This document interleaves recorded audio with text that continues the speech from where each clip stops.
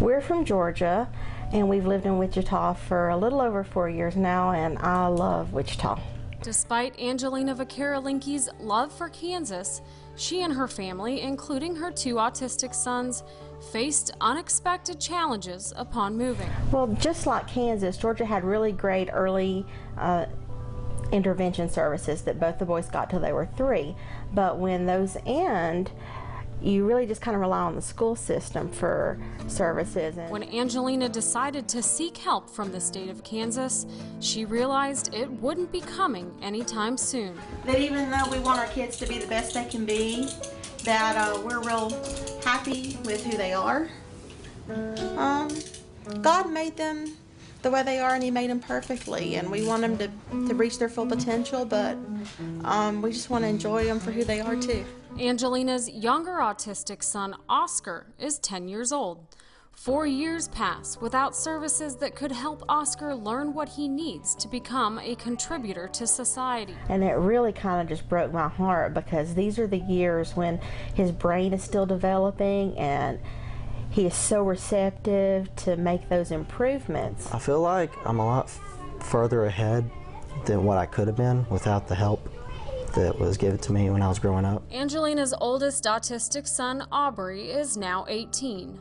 Aubrey thrived with the help of home and community-based services funds he received in Georgia, something the family fears Oscar won't get to experience here in Kansas. He has a lot of skills. He just needs the right support to help him get there. But Oscar is falling behind while he continues to sit for years on the waiting list. Oscar waits with the 5,000 other Kansans in need of DD waiver services. That's going to be the difference between whether he's living in our basement for the rest of his adult life and on disability, or whether he goes to college and maybe gets, a job. Because the DD waiting list is in crisis, it forces families to be in crisis. Imagine you're the parent of an adult with a developmental disability. Chances are you're forced to quit your job because you know your son or daughter is going to have to wait upwards of 10 years to clear the waiting list. You're not paying taxes, you're not able to care for your family, you're not able to really provide for them. And so this crisis of the DD waiting list has put you in crisis, and it worsens our fiscal crisis because that's less tax dollars coming into the state of Kansas because you're not able to have a job. You'd be amazed that what a job does for somebody, because it focuses their life, it gives them something to look forward to, gives them purpose in life. And the amount of money that we spend in this state for long-term care services versus employment, an example, our current system, every taxpayer in the state pays $108 per person for the system that we currently have to provide long-term supports for people.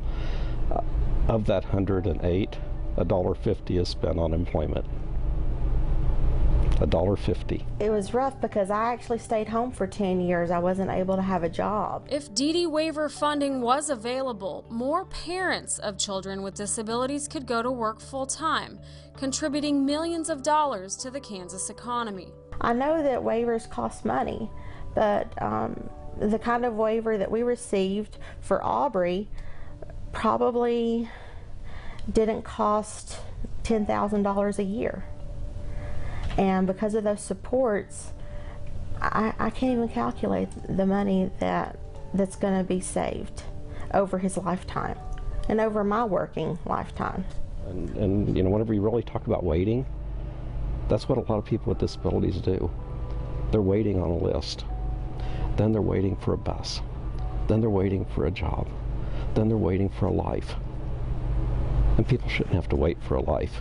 The problem is about to explode, and I don't think people realize that. This video has been brought to you by the End the Wait campaign and was made possible through a generous grant from the Kansas Council on Developmental Disabilities.